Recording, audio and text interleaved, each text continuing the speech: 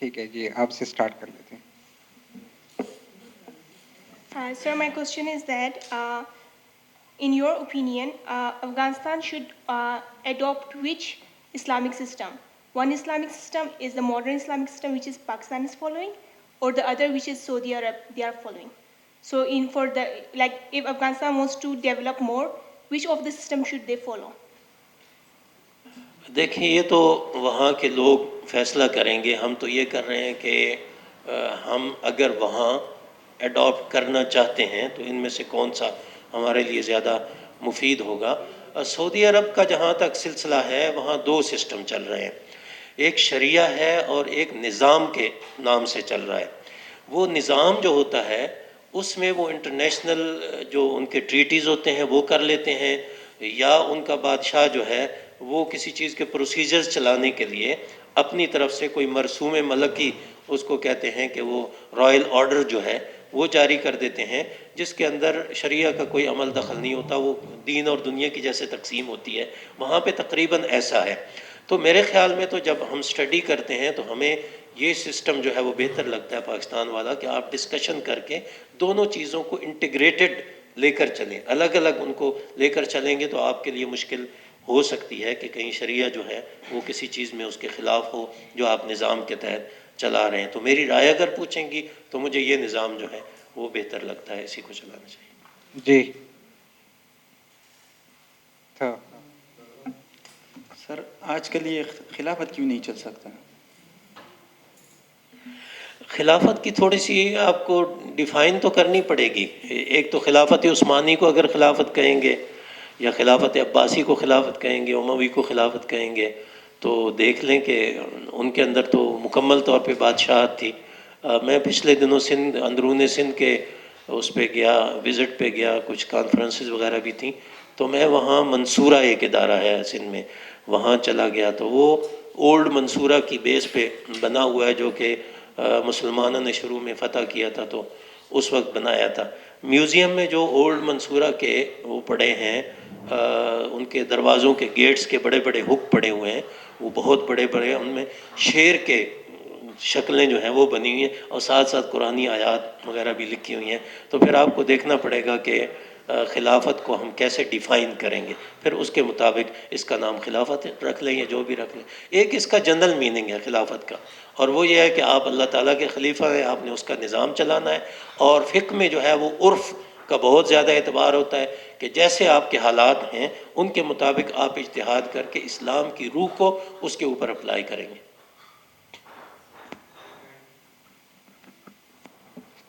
السلام علیکم سر. سر آپ نے اپنی اسپیچ میں ذکر کیا فلاحی مملکت کا، تو اگر اب کرنٹ ہم طالبان کا سسٹم دیکھیں تو یہ فلاحی نہیں ہے، کیونکہ نہ لوگوں کے پاس کھانا ہے، اکنامک سسٹم کولیپس کر گیا، اسکول نہیں، ایجوکیشن نہیں، کوئی ہیومن رائٹس کی وہ رسپیکٹ نہیں کرتے. تو شریعت میں اس کو آپ کیسے ڈیفائن کریں گے؟ حالانکہ وہ خود کو اسلامی نظام بھی کہتے ہیں، لیکن بائی ڈیفینیشن مجھے مطلب نہیں لگتا، نہ وہ کنونس کر سکتے ہیں. دوسرا جو ٹاپک ہے اس سے لگ رہا ہے اسلام اینڈ ڈیموکریسی. تو کس حد تک جو ہمارے اسلامک رولز ہیں وہ ڈیموکریسی کو الاؤ کرتے ہیں، کس حد تک؟ مطلب ہم اس کو کہہ سکتے ہیں کہ اسلامک کوئی اگر نظام ہوگا تو وہ ڈیموکریٹک بھی ہوگا. طالبان کی جہاں تک بات ہے تو وہ خود سمجھتے ہوں گے کہ کیا کر رہے ہیں کیا نہیں. میرا خیال یہ ہے کہ بہت کم وقت ان کو ابھی تک آئے ہوئے ہوا ہے، اور اس سے پہلے کا کمپیریزن جو ہے وہ ہمارے افغانی بہن بھائی کر سکتے ہیں کہ پہلے امن و امان کی کیا صورتحال تھی، اب کیا صورتحال ہے. اور جب سسٹم چلانے ہوتے ہیں تو اس میں تھوڑا سا ٹائم لگتا ہے. شاید ان کی ابھی تک شکایت یہ ہے کہ افغانستان کا جتنا پیسہ ہے وہ تو اس پر پابندیاں ہیں، ان کو مل نہیں رہا، لوگ جو ہیں ان کی مدد نہیں کر رہے، اور دنیا جو ہے وہ ان کے خلاف کھڑی ہے، کوئی ان کو ماننے کے لیے تیار نہیں. تو پہلے والی حکومت کا اور اس کا کمپیریزن تو آپ لوگ بہتر کر سکتے ہیں. نبی کریم صلی اللہ علیہ وسلم نے جس وقت مدینہ منورہ میں آ کے ایک سسٹم قائم کیا اور وہاں پہ ایک پولیٹیکل جو سٹرکچر ہے وہ بن گیا، تو اس کے لیے انہوں نے مین ٹو مین ان کی اخوت جو ہے وہ مواخات کے نام سے قائم کروائی، اور غیر مسلموں کے ساتھ الگ سے معاہدہ کیا، مسلموں کے ساتھ الگ سے معاہدہ کیا. تو اس میں بہت سارے فائدے ہوئے کہ تعلیمی لحاظ سے بھی، معاشی لحاظ سے بھی، سماجی لحاظ سے بھی ان میں انٹیگریشن پیدا ہو گئی. تو انٹیگریشن پیدا کرنے میں تھوڑا سا ٹائم لگتا ہے، نبی صلی اللہ علیہ وسلم کو بھی اس پہ ٹائم لگا. تو پہلے جب طالبان آئے تھے مجھے تھوڑا تھوڑا یاد ہے کہ اس وقت جو ہے تمام اسلامی ممالک سے لوگ کوشش کر رہے تھے کہ وہاں جا کے فیکٹریز ہم کھولیں گے، وہاں جا کے انویسٹمنٹ کریں گے. مجھے نہیں پتہ کہ اس مرتبہ ایسا ہو رہا ہے یا نہیں ہو رہا. تو یہ اوورآل پالیٹکس جو ہے اب مقامی تو رہی نہیں ہے، انٹرنیشنل ہو گئی ہیں زیادہ تر. تو کس حد تک وہ کامیاب ہوتے ہیں، کامیاب نہیں ہوتے، یہ تو وقت ہی بتائے گا ہمیں. جہاں تک اسلام اور جمہوریت کا تعلق ہے تو اسلام جمہوریت کو الاؤ کرتا ہے، لیکن ودن دا لمٹس پریسکرائبڈ بائی اللہ سبحانہ و تعالیٰ. یہ تو ہمارا دستور بھی یہی کہہ رہا ہے. تو لمٹس جو ہیں وہ بھی فلیکسیبل ہیں، وہ ایسا نہیں ہے کہ بالکل لائن لگا دی ہے اور اس سے باہر آپ نہیں جا سکتے. اب آپ خود ہی اندازہ لگا لیں کہ افغانی ہوں یا پاکستانی ہوں، ہم تو اسلام پہ چل رہے ہیں. اپنے لباس کو ہم دیکھیں، ہمارے ہاں کوئی پگڑی پہنتا ہے، کوئی دھوتی پہنتا ہے، کوئی شلوار قمیض، کوئی جیکٹ، کوئی کچھ. سواریاں ہماری دیکھ لیں، اور ہمارا اٹھنا بیٹھنا، شادی بیاہ دیکھ لیں. وہ ساری کی ساری چیزوں کو اسلام نے نہیں چھیڑا. اسلام نے کہا کہ اصول بتائے ہیں کہ ان کے مطابق آپ نے چلنا ہے. روح جو ہے وہ اللہ تعالیٰ کی اطاعت کی ہو. اس کے بعد قرآن مجید میں تو اکثر بالمعروف کے الفاظ ہیں کہ آپ لوگ اس کا خود فیصلہ کر لیں کہ آپ کے یہاں عرف کیا چل رہا ہے، آپ کے یہاں ضرورت کس چیز کی ہے، آپ کے حالات کس چیز کی اجازت دیتے ہیں، حالات کا تقاضا کیا ہے.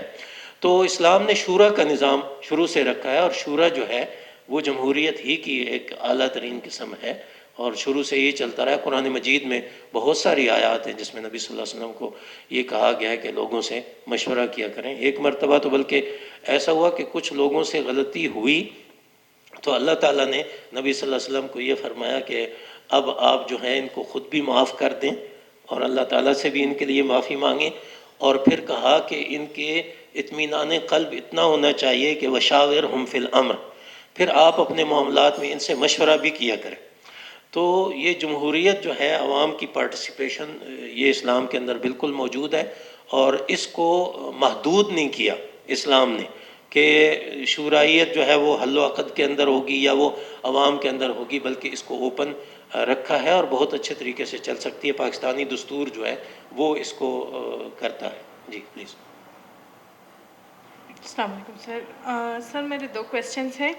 ایک کویسچن تو یہ ہے کہ کونسل آف اسلامک آئیڈیالوجی، چونکہ یہاں پہ ہمارے افغان بہن بھائی بیٹھے ہوئے ہیں، یہ ایک ایسا فورم ہے کہ وہ ڈسکس کر رہے ہیں، لیکن بینگ آپ کا جو کونسل ہے، جس طرح وہاں پہ وہ جو گورنمنٹ آئی ہے طالبان کی، کیا پاکستان کی طرف سے، کونسل کی طرف سے ان کے ساتھ کوئی نیگوشیشن ہو رہی ہے کہ مطلب کس لیول پہ وہاں پہ جو نظام چل رہا ہے، یا ان کو اگر تھوڑا بہت گائیڈ کیا جائے؟ دوسرا میرا جو کویسچن ہے، ہماری اسمبلی میں موسٹلی جو میں نے دیکھا ہے، ہماری جو فیمیل سے ریلیٹڈ لیجسلیشن ہوتی ہے وہ کونسل کے پاس بھیجی جاتی ہے، جو کہ بہت اچھی بات ہے. ہمارے جتنے بھی ہم سے اگر سروے بھی کیا جاتا ہے تو ہم یہی جواب دیتے ہیں کہ اگر ہمارے کوئی قانون بنتے تو ہم اسلامی جمہوریہ پاکستان ہیں، ہم اسلامک قوانین کو دیکھ کے ہی قانون بنائیں گے. لیکن میرا کویسچن یہ ہے کہ کیا جو قوانین مردوں کے لیے بنتے ہیں، کیا وہ بھی یہاں پہ کونسل کو بھجوائے جاتے ہیں، یا اگر نہیں بھجوائے جاتے تو کونسل از خود وہ قوانین اس کو مطلب دیکھ سکتا ہے؟ اس پہ ذرا کائنڈلی مجھے گائیڈ کریں. جی، جہاں تک افغانستان کے ساتھ نیگوسیشن یا بات چیت کا تعلق ہے تو طالبان کی حکومت آنے سے پہلے بھی کونسل سے جتنا ہو سکا وہ افغان بھائیوں کے ساتھ اس کے مختلف پروگرام ہوتے رہے. یہ اصل میں تو وزارت خارجہ کا کام ہوتا ہے. وزارت خارجہ اس کو ٹیک اپ کرتی ہے اور اس کے بعد ملک کے اداروں کو انوالو جو ہے وہ کیا جاتا ہے. عبداللہ صاحب یہاں تشریف لائے تھے، ان کے ساتھ کونسل کے سارے ممبرز نے ملاقات کی، سارے یہاں کے آفیسرز گئے ان کے ساتھ، انہوں نے وہاں سے جا کے ٹویٹ کیا، وہاں سے جا کے بتایا کہ مجھے کتنا اچھے طریقے سے ویلکم کیا گیا اور کس طریقے سے میرے ساتھ گفتگو اور کتنی عزت ہمیں دی گئی. پھر اس کے بعد جب طالبان کی یہ حکومت آ رہی تھی تو ان دنوں یہاں ایک پورا سیشن ہوا تھا جس میں غور و خوض کیا گیا تھا. آپ بھی تھے اس میں؟ آپ لوگوں نے کروایا تھا شاید. جی, تو یہاں پہ پورا سیشن ہوا تھا جہاں سے افغان امور کے ایکسپرٹس جو ہیں ان کو یہاں بلا کے تو اس کی سوچ بچار کی گئی تھی, اور پھر اس کی رپورٹس جو ہیں وہ تیار کی گئی تھیں. کونسل ایک طرح سے تھنک ٹینک ہے. اس نے مسائل کو اس کو ایشوز کو فریم کر کے اور آگے بتانا ہوتا ہے کہ اس کو کس طریقے سے حل کیا جا سکتا ہے. جمہوری جو ملک ہوتے ہیں ان میں ادارے خود مختار ہوتے ہیں, اداروں کا اپنا دائرہ کار ہوتا ہے, انہوں نے اپنا کام کرنا ہوتا ہے. تو وزارت خارجہ کا کام ہے کہ اس کو ٹیک اپ کرے. ہمارا جہاں تک سوچ بچار کا تعلق ہے تو آج بھی ہم اسی سلسلے میں بیٹھے ہیں, یہ کام اسی طریقے سے کر رہے ہیں.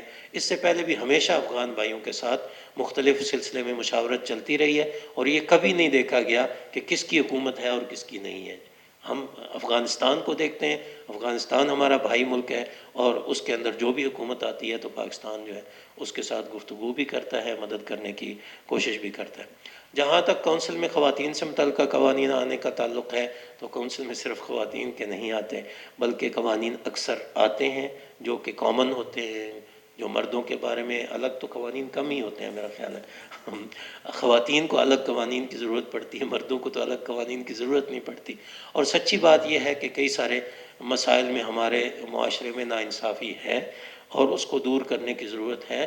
قانون سے بھی زیادہ سماجی سطح پہ اس کو اٹھانے کی ضرورت ہے, اور اویئرنیس جو ہے اس سلسلے میں پیدا کرنے کی ضرورت ہے.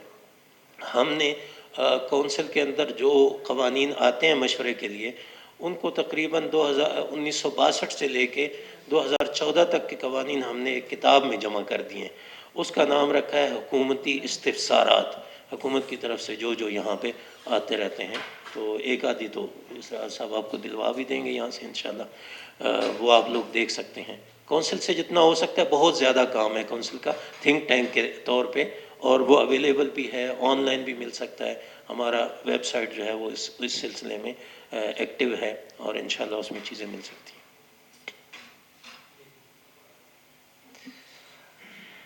سر کله چې په یو مملکت کې مذهبي ډله حکومت ترلاسه کا, نو هلته چې نور غیر مذهبي ډلې د مثال په توګه هندوان یا سیکان اوسږي, د هغوی دپاره به قانون څه فیصله کا. یو خو دا چې هغوی به خپله مشري په خپله باندې کان, داسې اساسي قانون کې به ځای ورته ورکول کېږي. دویم هغوی ځینې مذهبي دغه لري, لکه اوس مطلب د هندوانو د سیکانو په دغه کې چې دی په مذهب میوزیک د هغوی د مذهب یوه برخه ده, یا ځینې داسې نور کلتورونه چې هغه د اسلام سره په ټکر کې, هغوی ته به په مملکت کې اجازه ورکول کېږي که نه. دویم دا مذهب د کلتور په اړه باندې څه, ځکه چې افغانان که تاریخ پرې وکتل شي زموږ په کلتور کې اتڼ یا سندرې یا داسې نور شیان چې دي, دا د پښتنو د کلتور یوه برخه ده. ولې په اوسني وخت کې چې ګورو په افغانستان کې دا پرون چې کوم امر صادر شوی دی په دې باندې پابندۍ لګي او همداسې مخې نیول کېږي. نو که چېرته داسې مخې نیول کېږي, فکر نه کړی چې د یوې ټولنې کلتور د منځه ځي او فرهنګ یې د منځه ځي, بیخي یوه ټولنه چې دا هر څه د لاسه ورکوي.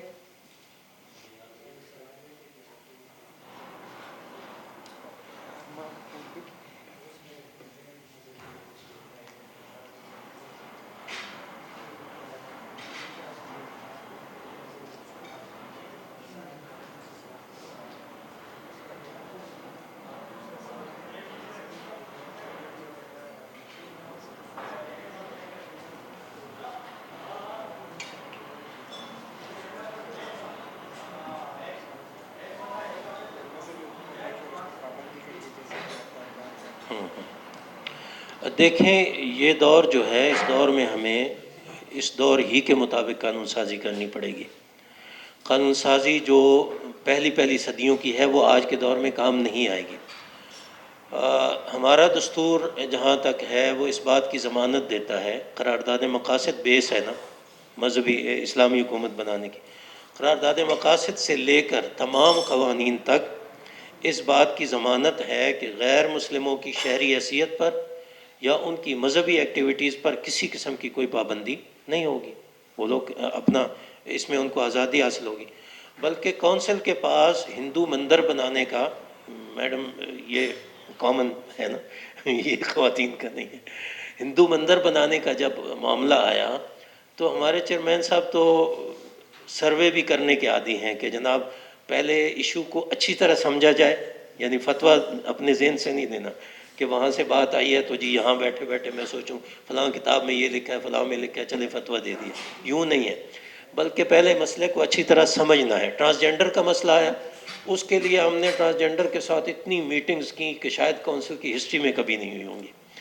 تو مندر کے لیے ہم پورے آفیسر یہاں سے اٹھے، پورے پنڈی اسلام آباد کا چکر لگایا، اور ہم نے ضلعی انتظامیہ کے لوگوں کو ساتھ لیا، وہاں دیکھا کہاں کہاں مندر ہیں، کس حالت میں ہیں، کام دے سکتے ہیں نہیں دے سکتے ہیں، پھر ان کے لیے جو پلاٹ یہاں پہ گورنمنٹ نے مقرر کیا ہے اس کے بارے میں وہاں جا کے دیکھا، اور آخر کار کونسل نے یہ سفارش کی کہ مذہبی رسومات کے لیے بہترین مندر سید پور میں موجود ہے، اور اس کو سی ڈی اے نے قبضہ کیا ہوا ہے، وہ چھوڑے اور وہاں پہ وہ لوگ عبادت کیا جائے کریں، اور جو ان کی شمشان گھاٹ یا کمیونٹی سینٹر کی بات ہے تو وہ ان کا حق بنتا ہے، وہ ملک کے شہری ہیں اور شمشان گھاٹ ان کو بنانے دیا جائے اور وہ پلاٹ جو ہے وہ ان کے حوالے کیا جائے۔ کونسل نے یہ جو ہے سفارش پیش کی، اسی طرح کی اور بہت ساری چیزیں ہیں۔ تو ہمارا دستور تو جہاں پہ قوانین ہے نا، آرٹیکل 227 جس میں کہا گیا ہے کہ قوانین اسلامی احکام کے مطابق بنائے جائیں گے، اسی آرٹیکل کے ذیلی آرٹیکل میں لکھا ہوا ہے، ذیلی آرٹیکل 2 جو ہے 2272 آپ کہہ سکتے ہیں، کہ اس کے اندر لکھا ہوا ہے کہ یہ جو قوانین اسلام کے مطابق بنائے جائیں گے غیر مسلموں کی شہری حیثیت پر اور ان کے مذہب پر اس کا کوئی اثر نہیں ہوگا، یہ صرف مسلمانوں کے لیے ہوں گے، یہ غیر مسلموں کے لیے نہیں ہوں گے۔ جہاں تک کلچر کی بات ہے تو کلچر کو بھی اسلام جو ہے وہ دیتا ہے، سہولت دیتا ہے، لیکن اس کو دیکھنا ہوگا کہ آپ لوگ اپنی قانون سازی میں کس حد تک آگے جا سکتے ہیں۔ ہم تو دیکھتے ہیں کہ اسلامی جو ریاستیں رہی ہیں ان کو اگر ہم خلافت کا نام نہ ہی دیں تو اچھی بات ہے، کیونکہ خلافت راشدہ کے بعد تو تقریباً بادشاہ ہی ہوا کرتے تھے، لیکن ان کے اندر میوزک جو ہے وہ باقاعدہ چلتا رہا ہے، اور شعر بازی اور میوزک اور یہ چیزیں کسی نہ کسی حد تک رہی ہیں۔ تو کلچر کی گنجائش آپ نکال سکتے ہیں، لیکن وہ اس طرح کا نہ ہو کہ اسلامی احکام کے خلاف ہو جائے اور اس سے اسلامی جو ثقافت ہے، جو کلچر ہے، وہ اس پہ زد پڑتی ہو۔ ظاہر ہے کہ آپ اسلامی حکومت بنائیں گے تو اس میں آپ کو کچھ نہ کچھ حدود قیود جو ہے وہ مقرر کرنی پڑیں گی، لیکن اسلام اس طرح لوہے کی ٹوپی نہیں ہے کہ آپ نے چڑھا دینی ہے اور اس کے اندر سے آپ نکل نہیں سکتے یا آپ سانس نہیں لے سکتے۔ اسلام کے اندر بہت زیادہ وسعت ہے۔ حدیث شریف میں آتا ہے، نبی کریم صلی اللہ علیہ وسلم نے فرمایا کہ بعثت بالسمحۃ الحنیفیۃ البیضاء، مجھ کو ایسا دین، ایسی شریعت دے کر بھیجی گئی ہے جس کے اندر وسعتیں ہیں۔ سمحہ کا مطلب یہ ہوتا ہے کہ وہ برداشت کرتا ہے، مختلف چیزوں کو برداشت کرتا ہے اور بالکل واضح قسم کا ہے، ایسا بھی نہیں کہ برداشت کرنے کے لیے کوئی خفیہ احکام ہے۔ تو اسلام کو سمجھنے کے لیے ہمیں ضروری ہوگا کہ پوری ہسٹری کو ہم دیکھ لیں کہ کس طریقے سے سب لوگوں کو اکاموڈیٹ کیا ہے۔ حتیٰ کہ جب اسپین پہ مسلمانوں کا قبضہ ہوا تو وہاں پہ یہودیوں کو عیسائیوں نے انتہائی زیادہ اذیت ناک حالات میں رکھا ہوتا، گھیٹوز بنے ہوئے تھے، چھوٹے چھوٹے کوارٹرز، ان کے اندر وہ رہتے تھے، اور جب کوئی عیسائیوں کی بڑا فنکشن ہوتا تھا تو ان کے گھیٹوز کا دروازہ لاک کر دیتے تھے اور وہ باہر نہیں نکل سکتے تھے۔ مسلمان پہنچے ہیں تو انہوں نے پورا جوئش کوارٹر ان کو بنا کے دیا ہے وہاں پہ، اور ان کو پورا علمی مقامات بنا کے دیے ہیں، ان کو عبادت گاہیں بنا کے دیے ہیں، اور وہ لوگ موسیٰ بن میمون جو ہیں وہ مسلم حکومت کے وزیر ہوا کرتے تھے، حالانکہ یہودی تھے اور بہت بڑے اسکالر تھے۔ تو ہمارے پاس اس کی بہت گنجائش موجود ہے، یہ اس طرح نہیں ہے کہ ہر چیز پہ آپ فوری طور پہ فتویٰ لگا دیں۔ سر، جس طرح ابھی افغانستان میں کانسٹیٹیوشنل کرائسس ہیں، تو وہاں پہ ابھی کوئی بیس نہیں ہے جس میں وہ کرے، قانون سازی کرے، اس میں اسلامائزیشن کرے۔ تو پچھلے دنوں وزیر خارجہ صاحب وہاں کے امیر خان متقی آئے تھے، یہاں پہ اسلام آباد میں 3 دن رہے، وہ مختلف اداروں میں گئے۔ کیا وہ اسلامی نظریاتی کونسل ہے؟ ایک، اور دوسرا یہ کہ اگر ان کو اسی چیز کی بہت ضرورت ہے ابھی، جو آپ لوگوں کی قانونی وہ ہے ڈومین ہے، تو وہاں پہ یہاں پہ اس کو آنا چاہیے تھا یا آپ کو انہوں بلانا چاہیے تھا، وہ الگ بات ہے، میں تو شاید لیکن سر وہ جو آئے تھے یہاں پہ، جو آپ لوگوں کی ابھی پرسنل حصہ ہے اس کار میں، تو کیا آپ لوگ ادارے کی طرف سے تو آپ کے ساتھ ان کا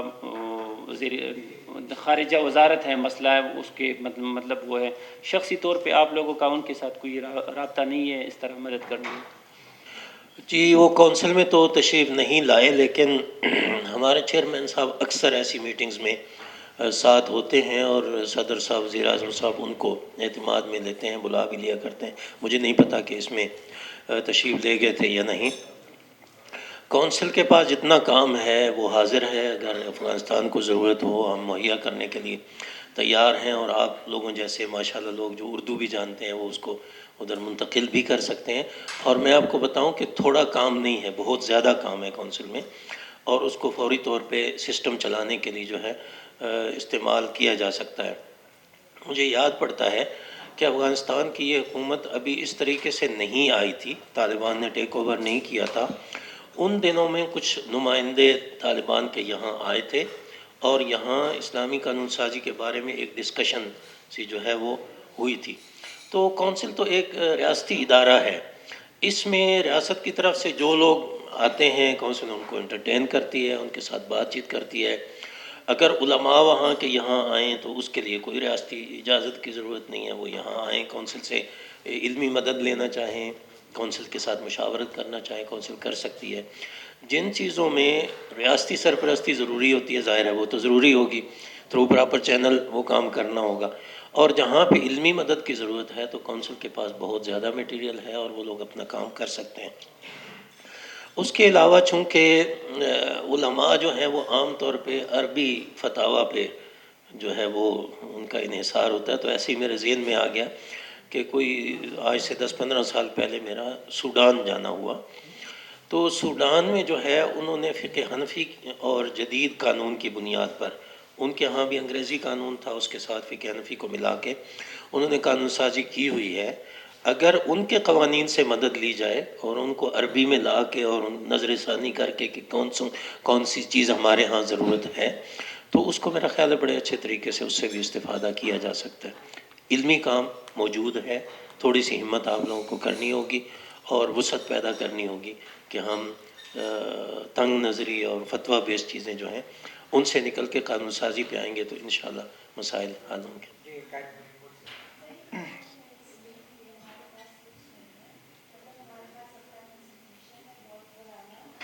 ہمارے پاس اپنا کنسٹیٹیوشن ہے سر، بہت پرانا ہے، پاکستان سے بھی پرانا، تو وہ کیوں نہیں ہے ہمارے پاس؟ اسی کو دیکھ سکتے ہیں۔ طالبان اگر تھوڑی بہت امینڈمنٹ کرنی ہے، دیٹ از آلریڈی اسلامک۔ اس پہ کل ایک سیشن بھی ہے ہمارا کہ پاکستان اور افغانستان کی کانسٹیٹیوشن پر اسلامائزیشنز کے ایکسپیکٹو، پچھلی ہماری جو افغان ڈیلیگیشن آئی تھی اس میں بھی ہم نے اس پہ بڑی تفصیل سے بات کی، کل انشاءاللہ اس پہ مزید کلیئرٹی آ جائے گی۔ سر ہم بولتے اسلامی جمہوریہ پاکستان یا افغانستان، جب تک حدود ہم اس پر عمل نہیں کروا، جب اللہ تعالیٰ بولتے وسارق وسارقۃ فاقطعوا ایدیہما، اس کا مثال پاکستان میں کدھر ہے؟ یا ہمارا 20 سال امریکہ آیا، ہمارا جمہوری حکومت تھا، اس کا مثال کدھر ہے؟ دوسرا جو ہم اسلامی بولتے ہیں، جب لوگ پارلیمنٹ کی طرف جاتے ہو اخلاق ہو، کردگار بالکل پاک ہو، آیا اس طرح بھی ہے؟ ایک چیز ہے قانون سازی یا دستور سازی، دوسرا ہے آپ کا سماجی اصلاح۔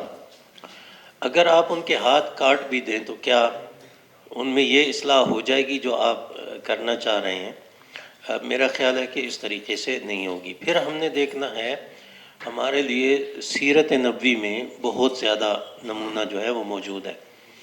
نبی کریم صلی اللہ علیہ وسلم نے آتے ہی حدود نافذ نہیں کی، انہوں نے سب سے پہلے ترجیح جو دی ہے وہ سماجی کاموں کو دی ہے۔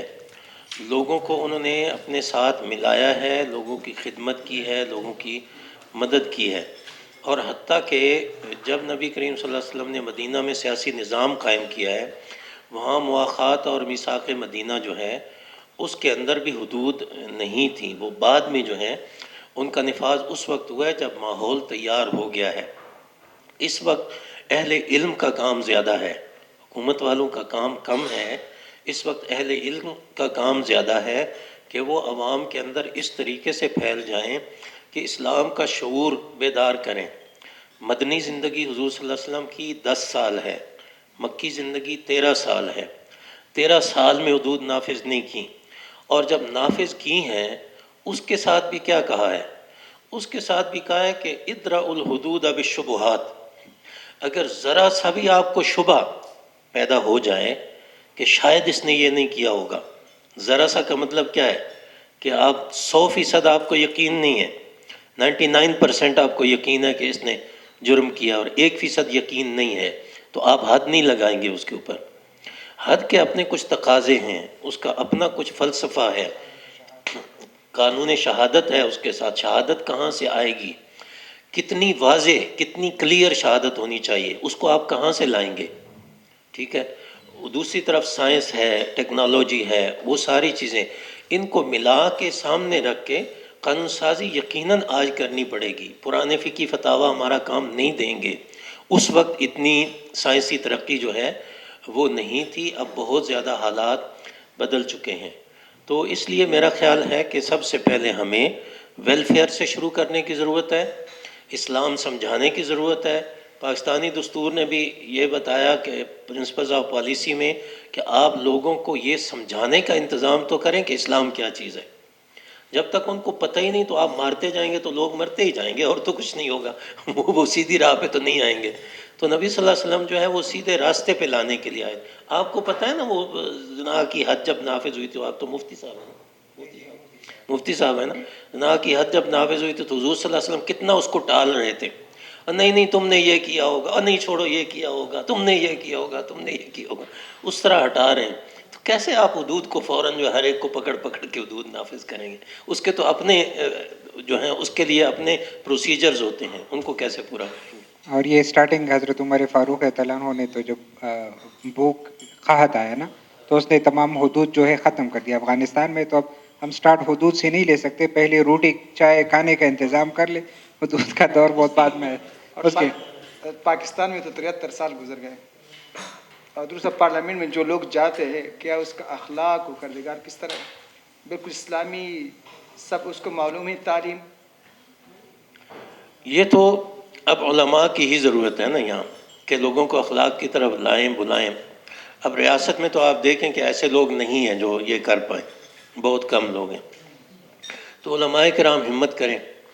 اب اگر آپ ناراض نہ ہوں تو یہی عام لوگ جو ہیں جو فاسق فاجر ہوتے ہیں وہ بہت زیادہ چندہ دیتے ہیں مدرسے کو، ٹھیک ہے، وہ تو ہم لے کے سارا کام کر لیتے ہیں، لیکن حکومت چلانے کے لیے ہم کہتے ہیں کہ یہ لوگ غلط ہیں، ٹھیک نہیں ہے۔ تو ہم اپنا وہ کام تو کریں نا جو مدارس اور مساجد کا کام تھا، کہ لوگوں کو اسلام تو سمجھائیں کہ اسلام امن کا، پیار کا اور ویلفیئر کا دین ہے، اور اس سے آپ کی زندگی دنیا اور آخرت کی یوں سنور سکتی ہے۔ مطلب اسی اسلام کا نفاذ مسجد میں کر لے تو بھی بڑی بات ہے۔ صرف مسجد میں ہو جائے تو پھر بھی کافی۔ بڑی سب لوگ علماء کے پاس آ جائے، علماء نہیں اس کے پاس جائے۔ ابھی لوگ علماء کے ساتھ بالکل اسے دوڑتے ہیں، اس سے بالکل بولتے ہیں کہ یار دور ہو جائے۔ وہ اس لیے کہ مشکل مسائل بتاتے ہیں، آسان مسائل نہیں بتاتے۔ جمعہ جب پڑھاتے ہیں تو وہ ایک دوسرے کے عقیدے سیدھے کر رہے ہوتے ہیں، عوام کے مطلب کی تو کوئی بات نہیں کرتے۔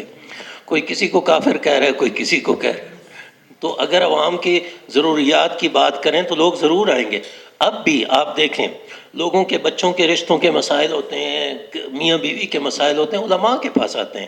ایسی بات نہیں ہے کہ علماء سے دور بھاگتے، لیکن جمعے میں نہیں آتے کیونکہ جمعے میں علماء ان کو کوئی اچھی چیز بتاتے نہیں ہیں۔ اپنا خطبہ اپڈیٹ کر لینا آپ۔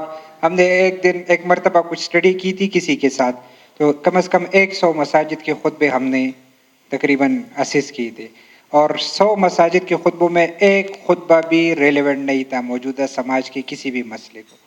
صفائی پہ خطبہ نہیں ہے، ماحولیات پہ خطبہ نہیں ہے، ٹھیک ہے،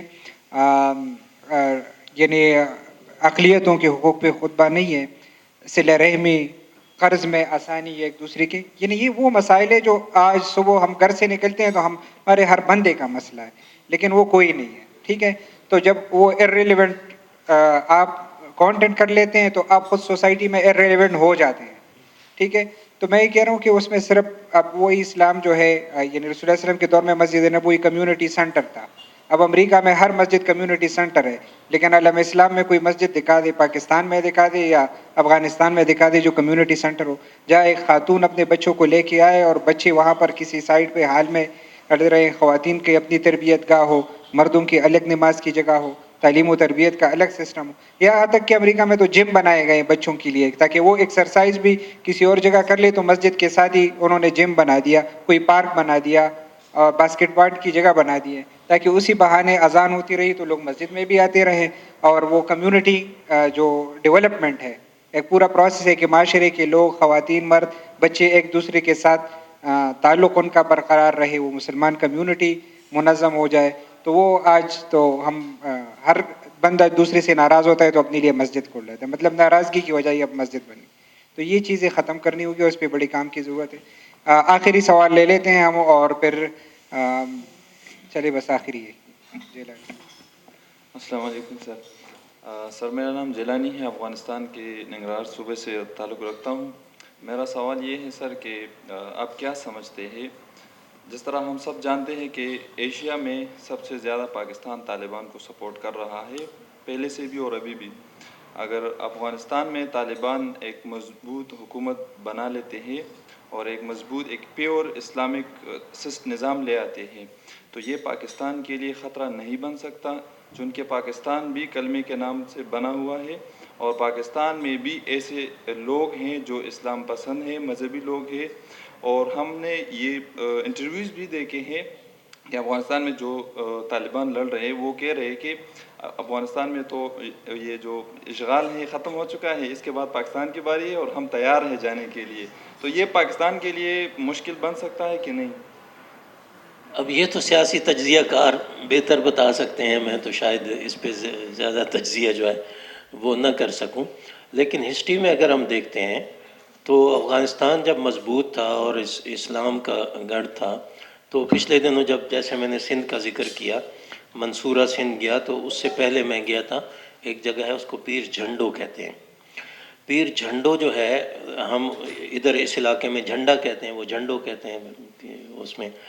تو وہ پیر صاحب جو ہیں ان کے پردادا کو افغانستان کے بادشاہ نادر شاہ نے ایک جھنڈا دیا تھا اور یہ کہا تھا کہ آپ میرے نمائندہ ہوں گے اور سندھ میں آپ اسلام کی تبلیغ کریں گے. ایک زمانہ وہ بھی ہوتا تھا کہ وہاں سے جو ہے وہ لوگ اسلام سکھانے کے لیے آیا کرتے تھے. تو میرا خیال ہے کہ اگر پرامن اسلامی نظام نافذ ہو جاتا ہے، جی بہت زیادہ انہوں نے تبلیغ بھی کیا. مولانا عبید اللہ سندھی کا نام سنا ہے؟ وہ پیر جھنڈوں میں جا کے 7 سال پڑھاتے رہے وہاں جا کے، انہوں نے اتنا کام کیا وہاں پہ.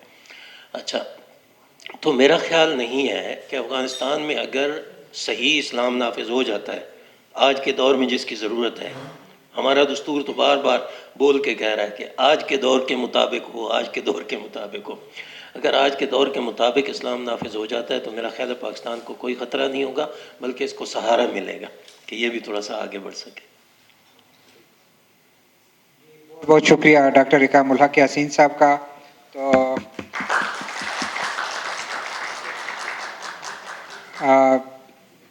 انشاءاللہ یہ سلسلہ جاری رہے گا اور ڈاکٹر صاحب کا یہ لیکچر ہم اپلوڈ بھی کریں گے یوٹیوب پہ، آپ کے ساتھ لنک بھی شیئر کریں گے. اور کچھ مزید سوالات ہو تو بھی آپ بھیج سکتے ہیں اور انشاءاللہ ہمیشہ سے یہ فراخ دلی کے ساتھ جواب بھی دیتے ہیں، رسپانس بھی دیتے ہیں اور ان کی کتابوں کی فہرست بھی اور جو ہمیں اویلیبل ہو سکے وہ بھی آپ کے ساتھ شیئر کر لیں گے. جی، اور ڈاکٹر صاحب کو آپ سب کی بہاف پہ ہم پیش کریں گے. شکریہ.